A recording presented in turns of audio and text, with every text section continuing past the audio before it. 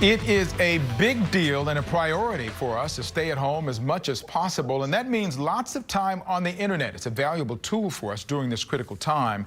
It's also a good place for those who are up to no good and are trying to entrap you as well.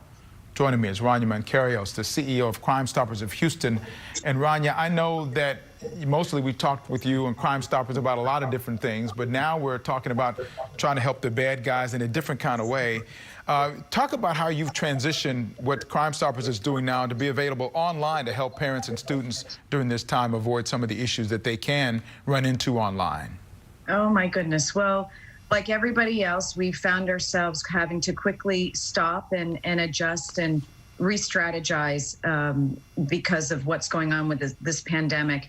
And Crime Stoppers of Houston is the neighborhood public safety nonprofit. It's your neighborhood public safety nonprofit. And it was critical to us that we were there for kids and parents now more than ever. So, you know, there's the whole concept of crime and what takes place on the streets, but people often forget that a lot of victimization happens right in your home. And a lot of it is through kids being online, talking to who knows who, you know, from God knows where. So we really felt it was critical that we created content specifically for kids who are now home all day and content for parents who need to fill that time for them to have tools and tricks and strategies, but also as an educational tool.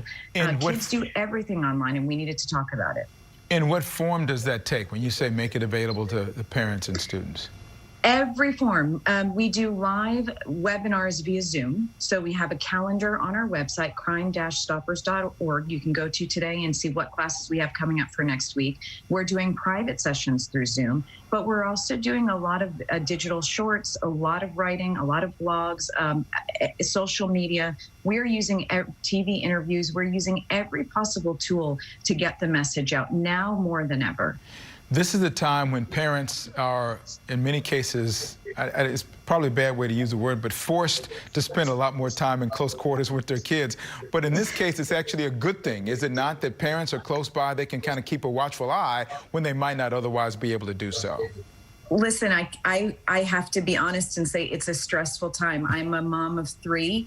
And I'm running Crime Stoppers, and so I'm home managing their schoolwork and managing our office. So it is stressful, but it is a wonderful time to reconnect with your kids and to actually pause and look at what they're doing. I myself was surprised to see how advanced my kids were with their social media, not social media exactly, but with their online use. At one point, I walked up to my daughter who was 11, and she was talking to 4 friends online, and just viewing each other. And I said, you know, I didn't realize you knew how to do that. She said, of course I know how to do it. And so it was good for me to do a check of my own family, my own kids, and say, okay, well, how are you using this? When are you using this? Is it who else is allowed on this visual chat? Because, you know, it's important now. Our kids are doing their work online. They're researching online. They're going to videos to figure out content online. They also need to socialize. They have to see their friends. So they have to have a visual way of doing that. So we're talking to parents, we're talking to kids about the safe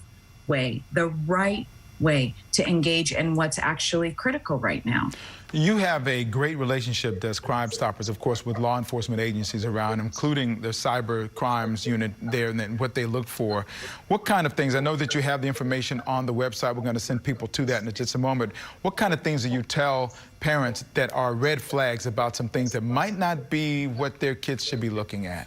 Absolutely. We cover everything from, first of all, what is normal usage? Where are their kids online? What are the most popular apps? You'd be surprised, you know, again, myself included, parents lose track. They quickly can become out of touch with what their kids are actually using online. But then what are hidden within those apps? So I always talk about, just the easiest one to talk about is Snapchat. Everybody's heard of Snapchat. We know our kids use it.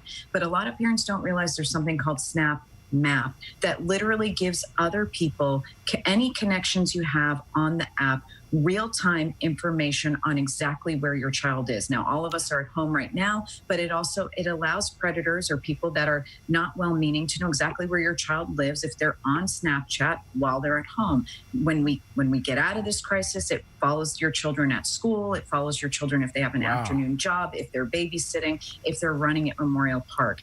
There are differences within each app that we walk parents through, but also predator strategies. You know, what do they do to gain access to your child? They'll start by befriending those that your child knows. They'll start building this sort of sense of security. So when they actually go to Target or to befriend your child, your child will say, oh, well, I don't know him or her, but we have a lot of friends in common. They'll take time. They'll start monitoring what type of conversation your kids are having. If they're constantly posting Insta stories that they're bored or maybe frustrated with their younger siblings, don't want to clean the house, and they'll slowly start to use that, haha, that's funny, or oh, I hate cleaning my house too, or you know, how are you keeping in touch with your friends? I don't mind chatting with you. Do you do video? Do you do, you know, what type of chat form do you use, et cetera, et cetera? You know what, my kids aren't in the house. They're grown and they've got their own things going on now, but I think I'm going to go online because I think it's important. You know, passwords are important as well, that we change them, make sure that that's secure as well, correct?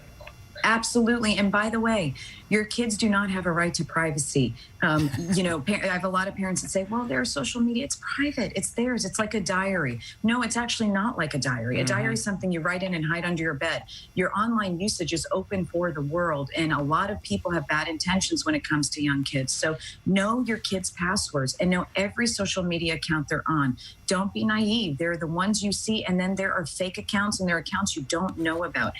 Rania, it's important that you sit down and have real conversations with them. Thank you so much. This is really great information. I'm going to put this information on our page, actually, about the variety of ways you can get this. There's a tip line, of course, which should be used if you have information about a crime you'd like to provide. But that's 713-222-TIPS, or the main number 713-521-4600. Or the best way is just go to the website. crime-stoppers.org. That's a great way to do that. Rania, thank you so much, and thank you for what you do.